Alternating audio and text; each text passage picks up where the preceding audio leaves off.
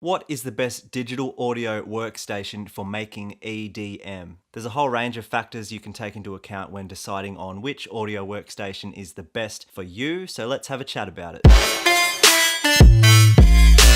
LOLO BX! What's up? It's LOLO BX. On this episode of Just the Tip, we're going to be discussing DAWs, or digital audio workstations, or DAWs. There's a whole range of them. Really, in this day and age, when it comes to EDM, there's really three main workstations that you'll come across.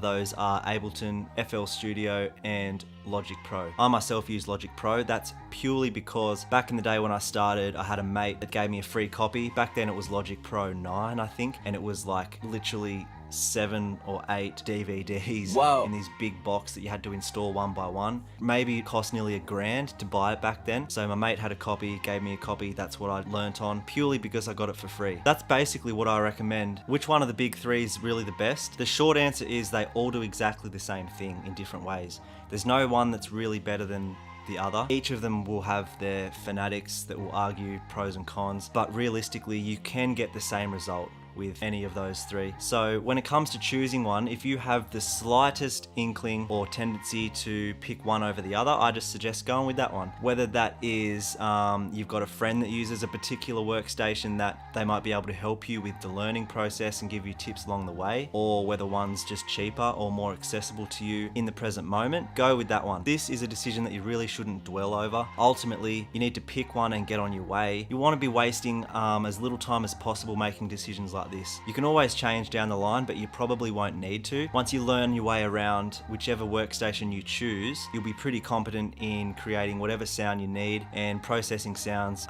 in different ways within that workstation. You'll get used to the workflow. If I really had to pick one to suggest to a brand new electronic producer, I would say Ableton, purely because in my opinion that seems to be the most popular when it comes to dance music. It'll have a lot more tutorials and it will make your life a lot easier when you start doing collabs with other artists, because chances are that they will be using Ableton as well. There's big producers that use each of the three. You'll find each have their own pros and cons. None, in my opinion, really outweigh the other. I love Logic Pro. I do use Ableton a little bit, especially if I need to put together a mix, just because I find the warping capabilities a little bit better than Logic. The workflow is a bit faster, especially for electronic music, so that's another positive aspect. But I'm a fan of Logic Pro, especially when it comes down to recording audio. I play a lot of guitar and do a bit of vocals and that sort of thing, and it's kind of, in my opinion, a mix between an electronic workstation and something like Pro Tools, where it sort of blends the world of electronic production and live audio engineering, whereas I don't think Ableton or FL Studio are really as geared towards the audio capture and processing side of things, but I'm sure they can handle whatever you need to throw at them. And that's about it, really. The main takeaway from this video is to not dwell over this decision. Just choose whichever one happens to be sticking out to you in this given moment and just get started on learning. Don't get FOMO'd. You won't really regret your decision if you start learning. Just dive headfirst into the process and enjoy the next few months. It's going to be a big learning curve. It's going to be a challenge, a lot of work, but also very rewarding. So enjoy it and have fun. As usual, I've also typed up a blog article to accompany this video. Sometimes I sneak in a few little extra tips and tricks. When I'm editing the video, I might realize I've left something out or find something that I wanted to add in. Find the link to that below. If you haven't already subscribed to the channel,